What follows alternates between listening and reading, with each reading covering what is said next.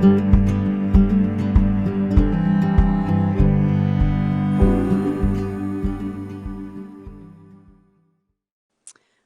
to the 26th Annual Elizabeth Bennett Reading. My name is Noël Dougherty, head of the Upper School, and I'm so excited and honored to welcome everyone tonight for our first ever live streaming of the Elizabeth Bennett Reading from the beautiful library at Cranbrook House.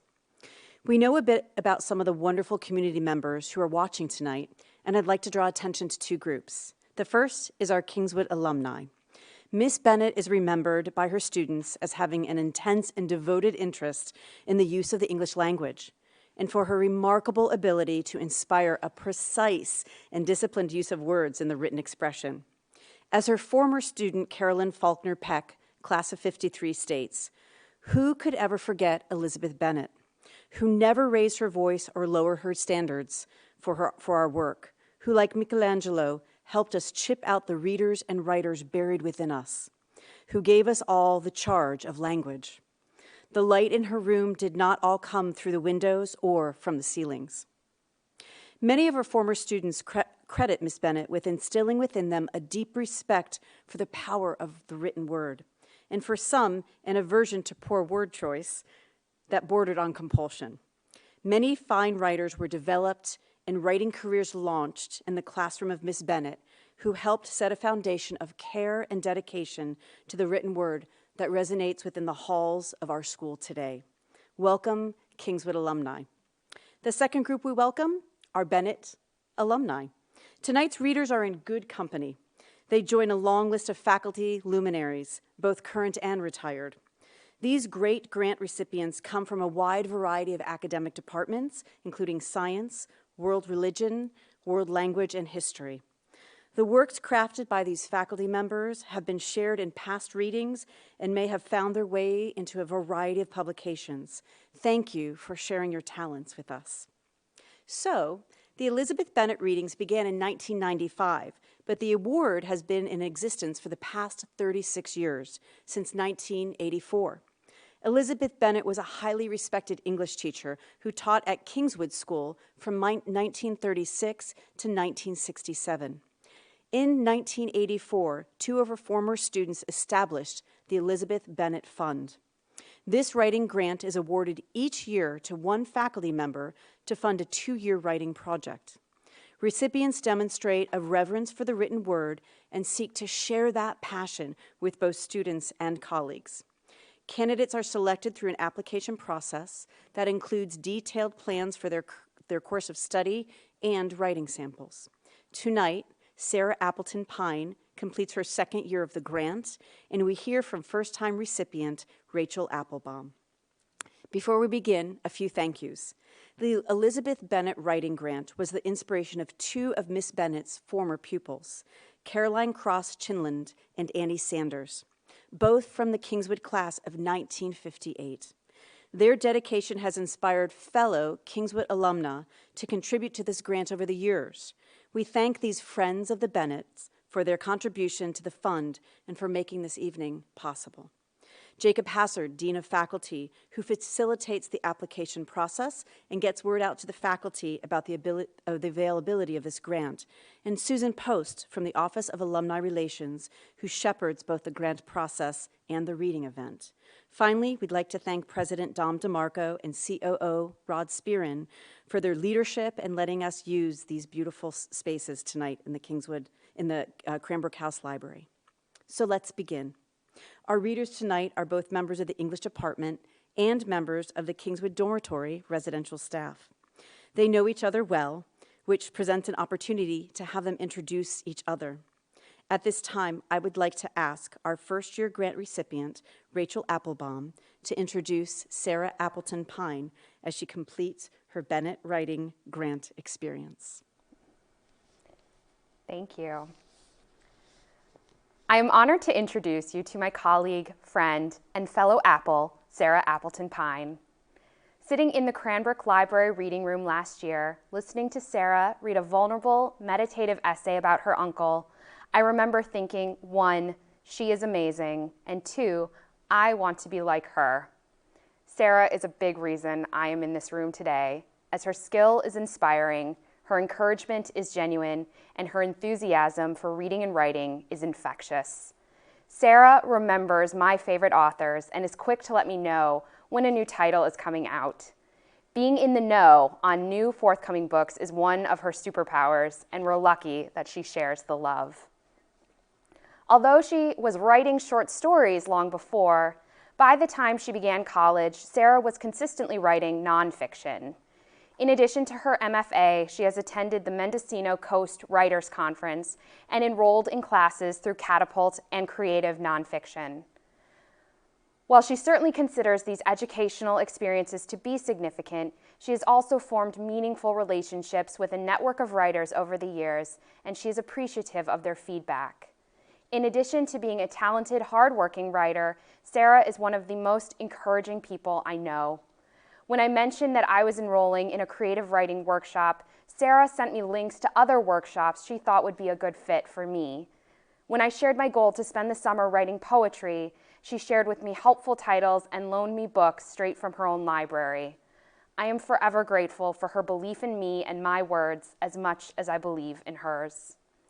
You can find Sarah's work published or forthcoming in The Rumpus, New Territory Magazine, Electric Lit, Michigan Quarterly Review, the Georgia Review, Kenyon Review Online, and more.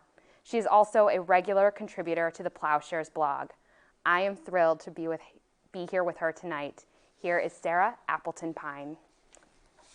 Thank you, Rachel. You give me away. I would also like to thank Caroline and Annie for your continued support of the Bennett grant. As a writer, it's been a privilege to have this opportunity and acknowledgement. Thank you to the administrative team for supporting and celebrating the passions of your faculty. Thank you, Susan Post and Madison Sanders, for organizing and publicizing this reading in its incredibly different iteration. I'm sure it's been quite the feat. I'm actually really excited that this event has been moved online, since doing so has allowed so many of my colleagues, friends, family, and former teachers from across campus and across the country to join this reading tonight. It's not often that the people you love can be present like this, and it really means a lot to me. Thank you all so much for taking the time to be here. I'm going to laugh at this next part because it's about my dad. Mom, grab the tissues for Dad. Last year was rough. Thank you for always being proud of me. Andrew, thank you for letting me write for just 10 more minutes. That turns into an hour. And of course, thank you, Zoe, for putting in the long hours right beneath my feet. Thank you to Plowshares Managing Editor Ellen Duffer. I'm honored that you're here tonight, and I'm grateful for all you've done to shape my pieces and writing over the past 2 years. The personal essay I'm reading tonight especially. So, without further ado, I'm excited to share with you all something that is a big part of my life, whether I want it to be or not. The Trials of Migraners. It was my first spring in Virginia. I'd returned to campus after winter break and was met with green lawns and trees that sparkled with blooms, a lushness California live oaks hadn't prepared me for. Sitting on my bed after dinner a few days later, I began to feel like my leg was asleep, but I couldn't shake it awake. The numbness traveled to my stomach, where it made my intestines feel cumbersome and confused, then deadened my arm and threaded its tentacle up my neck. On one side of my body was completely numb. Still, I set off across campus to meet up with friends who were shocked by my slurred words and disorientation. I mumbled that I was okay, but as I tried Googling what was wrong with me, I found that I was incapable of formulating a question. My friends called the EMTs, and when they asked for my home address, I wasn't sure if I'd gotten the street numbers and zip code right for a house I'd lived in for more than a decade. The EMTs recommended rest, so I begrudgingly returned to my dorm room, where the numbness dissipated. In its wake came a pain in my head that screamed my brain awake. I asked a friend to drive me to the ER sometime after midnight.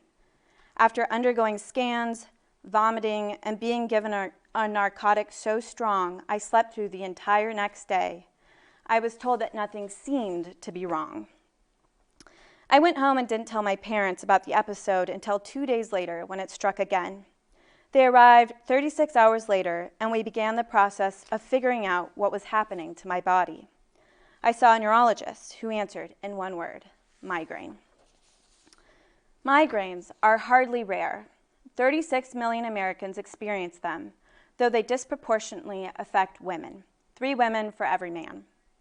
Some of us migraineurs and migraineuses are luckier than others, only a couple migraines each year or 2, while others suffer the pain daily or close to it.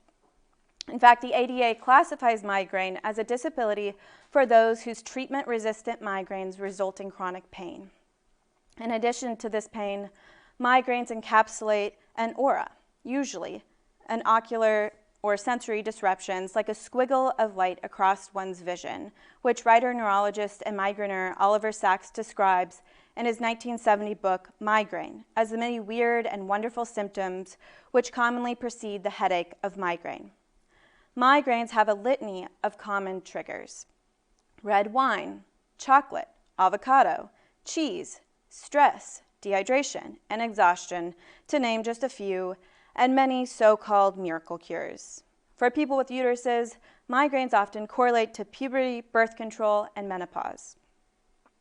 You would think that such a common experience, would automatically legitimize the migraineur's pain and medication use. But every migraineur has heard the anecdotes and advice non-migraine sufferers have trotted out, whether well-intentioned or critical, belying a lack of understanding of migraine pain, its origin, and its remedies. Just drink more water, some say, while others announce that they have a high pain tolerance, insinuating or saying explicitly that the migraineur is weak for acknowledging their pain or medicating it. I feel like I have a high pain tolerance too, but the severity of the pain I feel from a migraine leaves me unable to perform my job or necessary daily tasks. In addition to the pain in my head, I also experienced nausea, sensitivity to light and sound, irritability, and disorganized thought. I can do my job, or I can be in pain, but I can't do both. Nor can I will away the pain. As invisible as it is, and as easy as it is for non-sufferers to call the pain into question, I can only muscle through its knifing presence for so long. Many non-migraineurs mistakenly conflate headaches and migraines. To be clear, the pain of a migraine is different. For me, a headache is a dull, diffuse throb cured by time or over-the-counter meds like Advil or Tylenol, which do nothing to touch the pain of the more insidious, vice-like migraine and its attendant effects. Still, the insinuation of weakness in migraineurs, a defect of character, lingers, fermenting into shame and anxiety in many of us. I wasn't 18 the first time I had a migraine. I was 4, too young to understand the pain or its stigma. I remember that first migraine and my inability to comprehend the pain source, since I hadn't bonked my head on the corner of the kitchen counter like I had a few times before. Eventually, I fell asleep on our denim couch in the bright light of the afternoon, and when I woke up, it was to the golden light of dusk, which confused me even more. How had I slept away time like this when it wasn't even nap time or bedtime? And where had the pain gone? I don't remember having another migraine until 2nd or 3rd grade, but from then on, they were bad. These migraines made me vomit, and brain scans, unsurprisingly, revealed nothing. Only later did I learn that my dad, aunt, and maternal grandma had migraines, but they were lucky ones, only a migraine or 2 a year, and the frequency and intensity of mine didn't look like what my parents knew about migraines in our family. My migraines were idiopathic. They could strike at any moment, leaving me marooned on my bunk bed during overnight field trips or languishing on the nurse's table until one of my parents brought my medication to school. Though eventually we broke that rule and I kept Advil in my backpack, the migraines were just too frequent. For 14 years, though, I'd never gone numb and lost the ability to speak and think. So at 18, when the Virginia neurologist, bored by my simple diagnosis, said migraine and chalked the numbness up to aura, my family and I were incredulous. The neurologist wiped his hands of looking further into the sudden change in my migraines, but we were unassuaged by his speed, disinterest, and prescription for Imitrex and Topamax, my first prescription drugs for migraines. There had to be something else going on, and there was. My mother ultimately cracked the case. She watched the numbness hit me at dusk, which left me vomiting all night. I'd spend the next day recuperating indoors, then the day after I'd spring back to life, walking to classes and hanging out on lawns in the balmy spring afternoons. At dusk, it would happen again. My mother noticed the gutters so saturated with pollen it looked like someone had poured yellow paint down the drain, and that's when she knew. The Virginia spring caused the aura. She got me into an allergist's office that was booking appointments months out, and subsequent allergy testing revealed nearly 40 seasonal allergies that left my blood churning with histamines.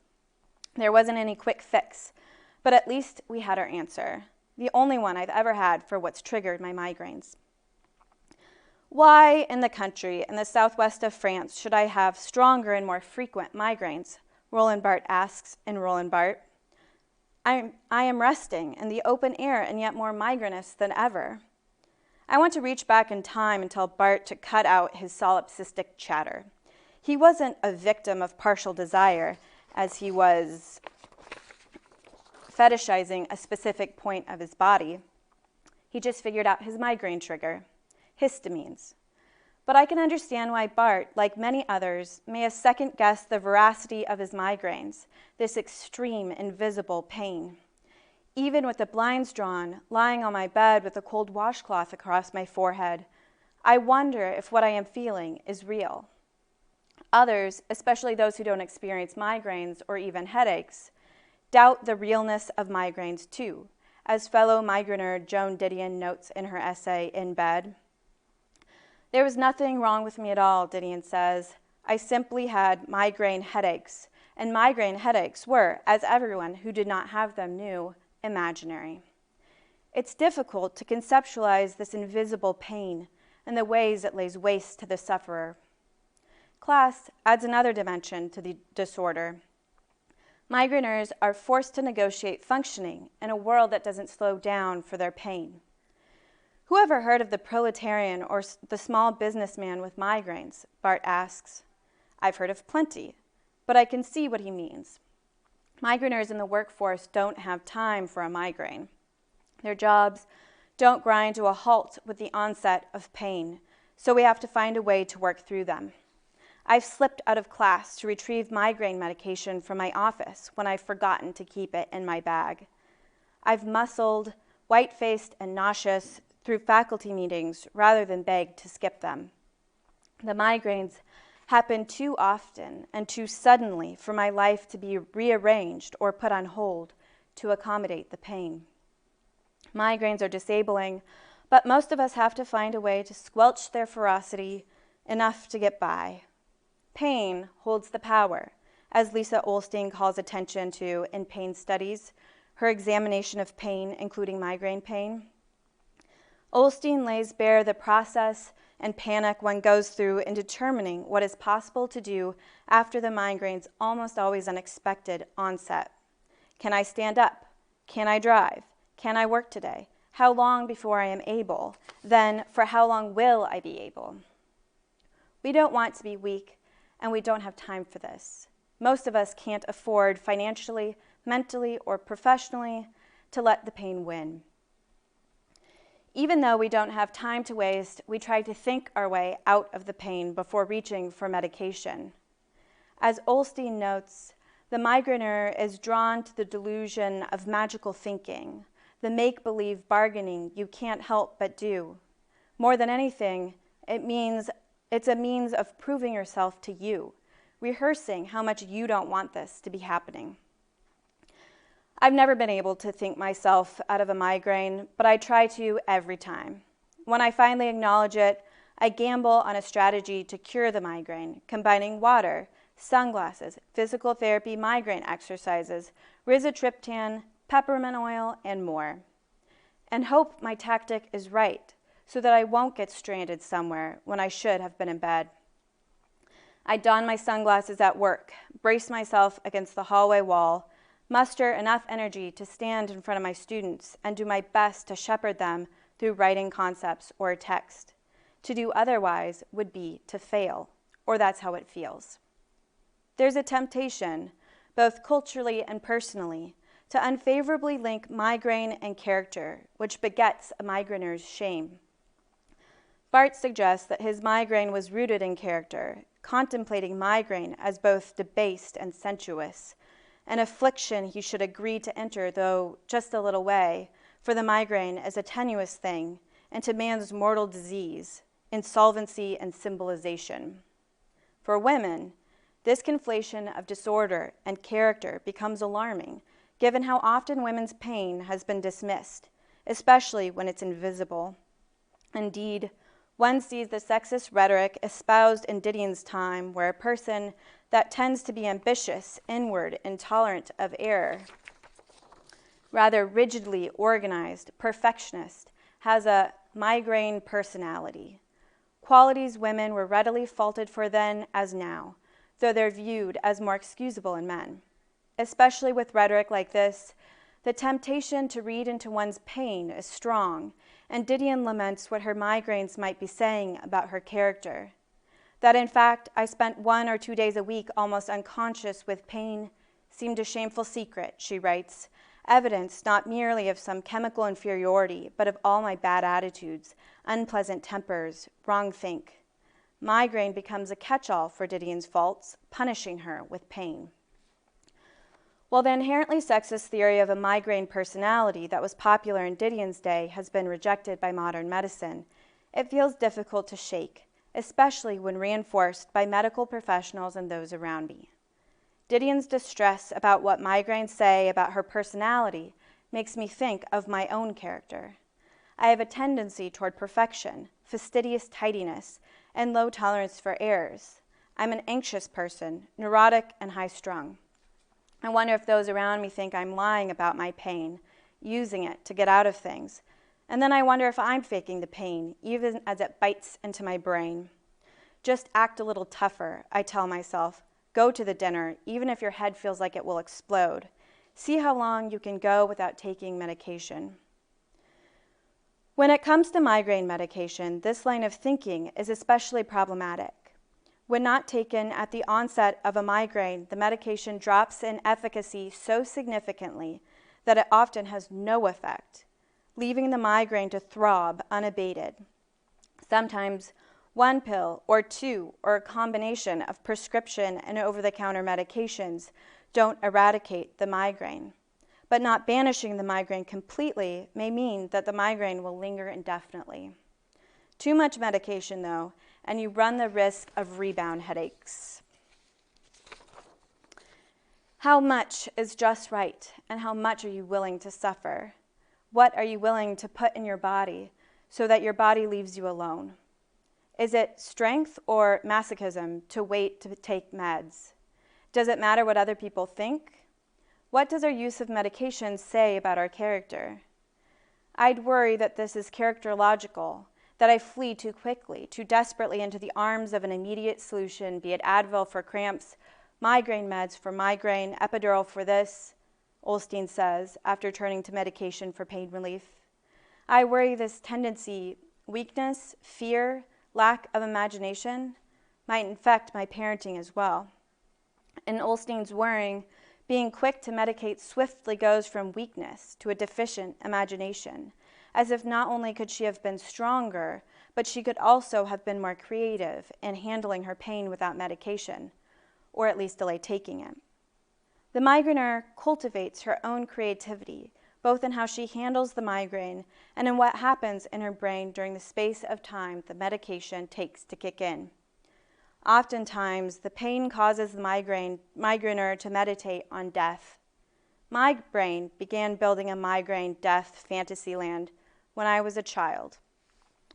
I remember inhabiting it like a quilt I spread out to lay down on each time the pain hit. I'd settle into that desire for deadness and a landscape washed in the black of a closed closet during a game of hide and seek. The Grim Reaper was there, larger than life and faceless, holding a scythe and dressed in a black gown. I'd float in this blackness like it was my own funeral, and it became a form of comfort inside the pain. Comforting her son, Olstein tells him, "The headaches don't actually hurt me. They don't kill me. They'll never be what makes me die." Though she's comforting her son, Olstein equally seems to be comforting herself. When the days pile up, I start thinking about being dead. Not suicide, really. A fantasy instead, she says. The migraines won't kill her, but death seems relieving in comparison. That no one dies of migraine seems to someone deep into an attack an ambiguous blessing, Didion observes. It's comforting, sort of, that the pain can't kill you. So it might be more accurate to say that in the midst of a migraine, one thinks about not being alive, a habit of thought that feels to me as much a part of the migraine symptoms as nausea or light sensitivity, which leads to an alternate universe. Migraine is a space you enter and are enveloped by, and it is a different version of the world in there, Olstein writes. Mostly, I imagine stepping from a roof. I'm not sure why, maybe because it'd be breezy up there, and sometimes a breath of cool, fresh air can provide a moment of relief from migraine's hot, pressing hand. Maybe because the roof is the head of the building of the body. We all have our own versions of the space we tread water in until we break through the pain. When my pain finally breaks like a fever, my landscape vanishes, and my brain turns the technicolor of Oz. I feel suddenly invigorated, like I can bound up a mountain, and I marvel anew at my relief each time. Similarly, Olstein's fantasy was the pleasure of waking into a kind of bodilessness, which is sometimes how the clearing, that formal feeling, feels when it does finally come. When Didion's pain dissipates, everything goes with it. All the hidden resentments, all the vain anxieties. The migraine has acted as a circuit breaker, and the fuses have emerged intact. There is a pleasant, convalescent euphoria. On the other side of a migraine, the body feels returned, restored to something better. Beautifully, Olstein's son tells her, "Mama, what I think of migraine is like a flock of migrating birds coming and hitting your head, not on the outside, but on the inside of your mind. Birds seem so much more lovely than the pickaxe, anvil, and firing rods, among many more things we use to describe our head pain." For Didion, migraine is a guerrilla war with her own life during weeks of small household confusions. Personifying migraine, Olstein imagines it saying, "I'm the paint, and baby, you're the canvas." A version of migraine that's snappy, demanding, and in control with something pretty underneath. Our brains become lit up with a color pain, day glow cinching across our craniums, tugging at our cheekbones and shoulders. Does our pain define us, she asks? Only if it's bad enough? Only if we let it? Only if we don't have anything else going on? The migraine pain visits unexpectedly at any moment, permeating our everyday lives. Now, once a month, I hold a giant plastic apparatus on my thigh and click, feeling a fierce sting as a needle shoots into my skin, and I hope that this liquid I am injecting will hold the migraines at bay a little better than everything else that has come before. It's one of the newest medications, and I've bargained hard with my insurance company to access it at an affordable price. With few side effects, unlike some infamous migraine meds, the drug promises to cut my migraines by 50%, though many users experience an even greater decrease. So far, I'm one of them. It's hard not to still feel shame for opting for medication, both daily and as needed medications. But as the migraines strike less, I've begun to be less afraid of them, and their pain, and the way they lay waste to my days. Migraners can't always live an able-headed life, but we still find ways to soldier on, wrestling this ruinous pain and how others perceive us, so that we may live as close to able-headed as we can.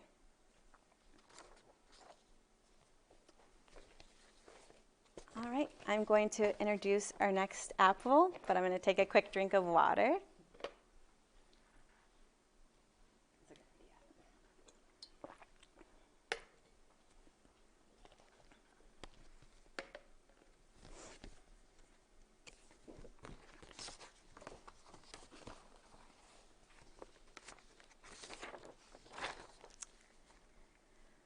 With a handful of partially written short stories, Rachel Applebaum applied for the Elizabeth Bennett grant, exasperated by those oh-so-elusive endings that many writers can relate to. In the past few months, her writerly instinct has guided her in the direction of what some might consider an even more challenging genre, poetry, which has brought Rachel the sort of satisfaction she hasn't experienced since she was a teen. So tonight, she has for you a handful not of short stories, but poetry, written with renewed vigor from a new vantage point. An English teacher here at Cranbrook, Rachel continues to be a student herself, honing her craft the way she once did in high school and college creative writing classes. In the past few years, Rachel has done workshops through Catapult in New York City and Wellspring Writers Workshop in Ann Arbor. She has especially enjoyed the classes she's done recently on writers.com, and today she's beginning another through the Poetry School in London. One of Rachel's most meaningful experiences with poetry, however, has been with a poetry group her best friend started in college that brought together a group of people who didn't know each other at first but quickly became a close community of writers, comfortably sharing their work, one of the most vulnerable things one can do as a writer. Rachel also draws inspiration from a few favorite poets, such as Nikita Gill and Mary Oliver. And Mary Oliver would be the first to point out that these days Rachel has the best kind of writing companion, an attentive husky Skylar. Be prepared, Oliver writes. A dog is adorable and noble. A dog is a true and loving friend. Please join me in welcoming my own friend and colleague, writer and dog mom, Rachel Applebaum, as she reads a selection of her most recent work. Thank you, Sarah. First, I would like to say thank you to the co-founders of the Elizabeth Bennett Grant, Caroline Chinlin and Annie Sanders, and to every reader and supporter of the grant. I am so grateful for the opportunity. I would like to express my appreciation for my colleagues, especially in the English department, for their endless encouragement. It means so much. And a big thank you to my dear friends and family for absolutely everything. I applied for the grant with the goal of rediscovering my love for writing through the exploration of many forms, such as poetry, essay, short story, and I actually submitted several started short stories as part of my application, one of which has been turned into a poem tonight. But early into the summer, it became clear to me that poetry was how I most wanted to express myself, tell stories, and process emotion.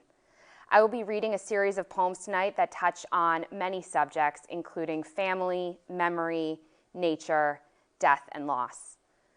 I have enjoyed playing with structure, so some poems are prosaic in nature, others are more rigid in their form. Some poems are about me, and some are not.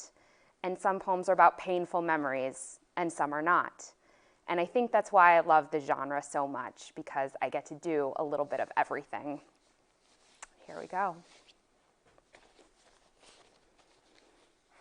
The Broom.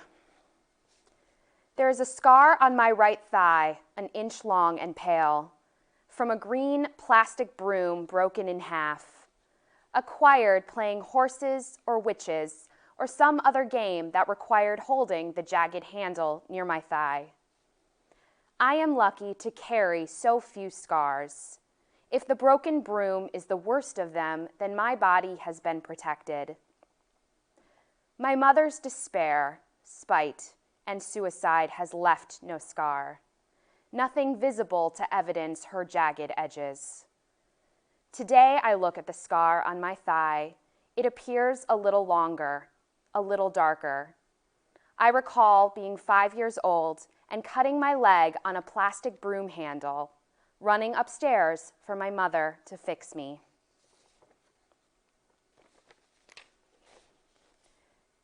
at Jerusalem's Holocaust Museum. Yad Vashem's Garden of the Righteous is full of fruit-bearing trees to honor the rescuers of Jewish lives when easy and right were not the same. Each tree nurtures its branches to bear the taste of sweet and bitter, as every soul saved disperses like dandelions on the wind. Nothing is certain, but now there's a chance.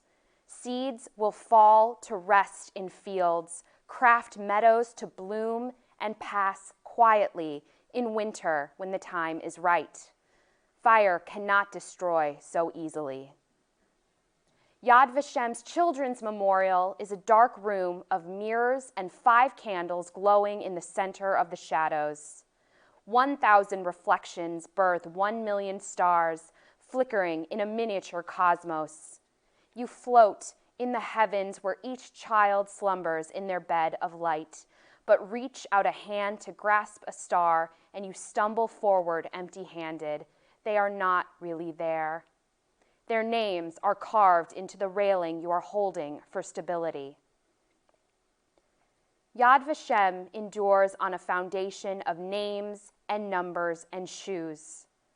Every building sculpted from iron and glass and 6 million ghosts. What right do the archivists and the architects have to make a space so beautiful? Excerpts from the Book of Love. Love is a plane ride to a funeral. I never asked you to attend my mother's sudden wake. Your studies, stacked upon your other occupations, were rending your time, siphoning your energy, and demanding your body for my own felt too much. Yet your heart persisted wholly. You knew you were needed. I landed Wednesday. You landed Friday. Love is a spill on the icy concrete when winter strips away my grace. Your fingers are there to catch or follow me downward. I'm going to have to watch you when we're old, you said. Love is a stormy drive from a camping weekend rained out. We followed the sun, long fled. Your body clenched steady, frustrated jaw below roving eyes. My hand caressed your neck, conducted the lightning to keep dancing safely. With your arms at the wheel, I could have slept, but I stayed awake watching you steer us home down the inky river. I wanted to be your current. Love is 7 years and growing strong and ready for the first day of school. If only they could teach what we don't know. I would copy every word into a book of our own.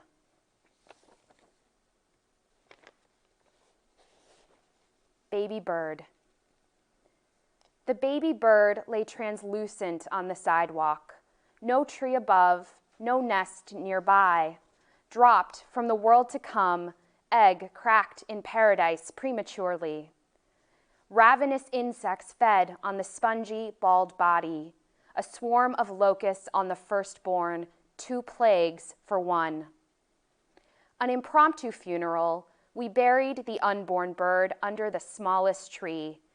Difficult to dig mere inches, the soil was as unyielding as permafrost, as winter in July fallen too soon. Trowel for a pallbearer, disrespectful to touch, but how could we leave him to the flies or the hawk that may have dropped him? Even arid earth offers peace. No eulogy nor stone, but the next morning we found a single feather laid across the grave.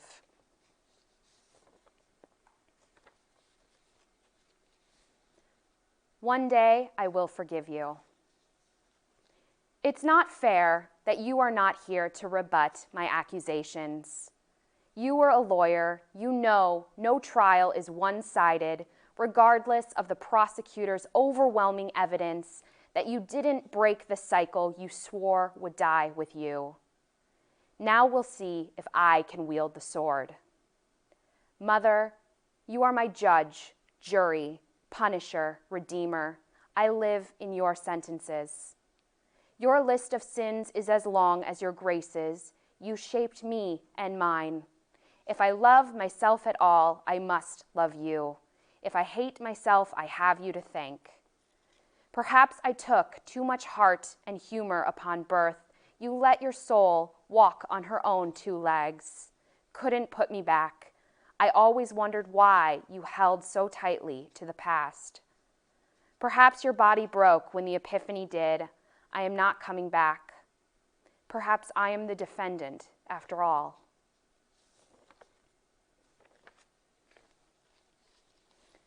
Trying to read a book. Under the warm spring sun, the same robin swoops around the lone pine tree in the front yard.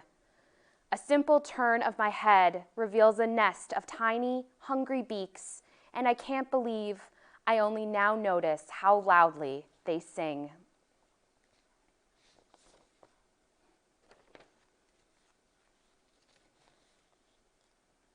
The Detroit Institute of Arts. You are allowed to touch one sculpture, a small bronze donkey, bowing his friendly head, bidding you hello or goodbye. After many years of pats and pets, he gleams gold.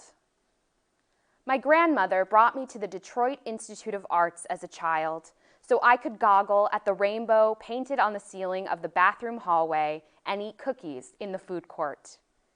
Grandma liked the nut gatherers, two little girls sharing secrets in the summer sun. Some years later, I stood in the imposing Diego Rivera court and listened as my father explained the iconography of religion and industry of our city forever enshrined on the walls. Craning my neck at the steely frescoes, I didn't know where to aim my awe. Dad, Diego, or Detroit? In college, I wrote an essay about the Jewish cemetery, a marvelous Dutch masterpiece in the farthest corner of the third floor. The Jewish cemetery makes me want to touch my history, as if those brushstroke graves bear my family's name. But our names are invisibly etched in the marble floor below the frame, every footstep a signature. My grandmother's eyes are failing, and steps are difficult. The rainbow above the bathroom is painted over. But soon, I will be the one to bring her back to the DIA so we can share a cookie and say hello, goodbye, to a friendly golden donkey.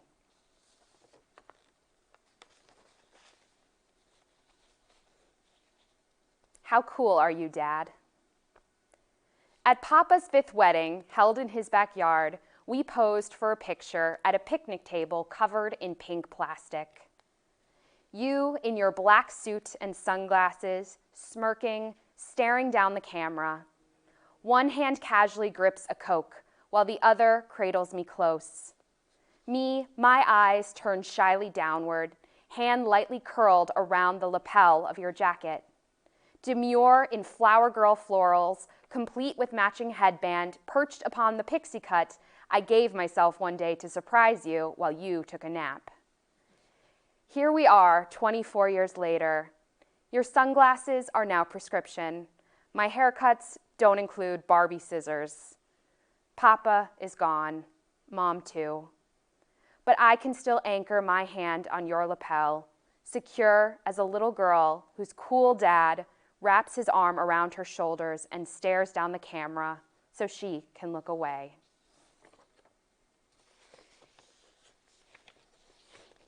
Turtle crossing. The turtle is dead on the side of the road down the street, but from a distance he could be sleeping. Passers-by might exclaim, "Oh look, a turtle," and move along. The shell is crushed on one side as if he had been knocked out of the road by a car whose driver had more important things to do than look for turtles, stop, get out, and carry him along. He is the second dead turtle I've seen in a matter of days, the first a strange circle of tar in the pavement where we drove over her again and again on our way to more important things than turtles crossing the street. She is unrecognizable. I can't decide which is worse. I was told that the world is carried on the backs of turtles. How many more will be run off the road before we put up a sign? How many are left to bear our weight before we plummet endlessly through space?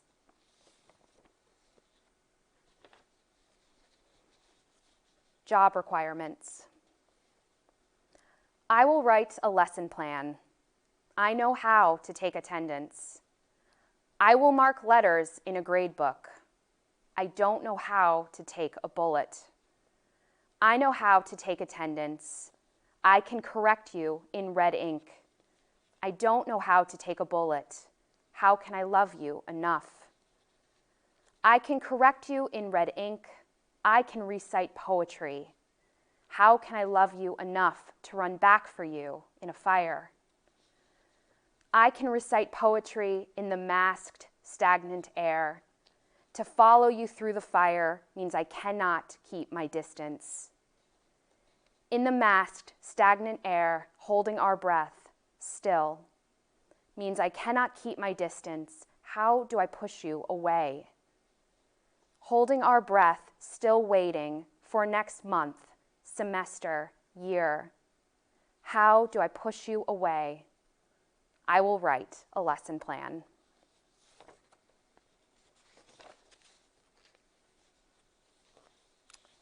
And this last one was a short story turned poem, Arachne.